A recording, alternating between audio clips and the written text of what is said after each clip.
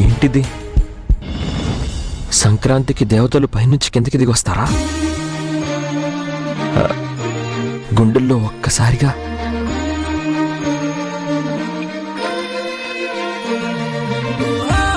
భద్రాచలం గోదావరి అలలు పలకరించినట్టు మొదటి చూపులో. మిథునా,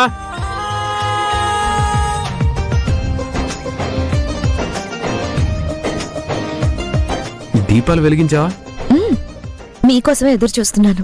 కలిసి దండం పెట్టుకోమన్నారు పంతులు గారు. మధ్యలో ఇతనెవరు? Mummy, daddy.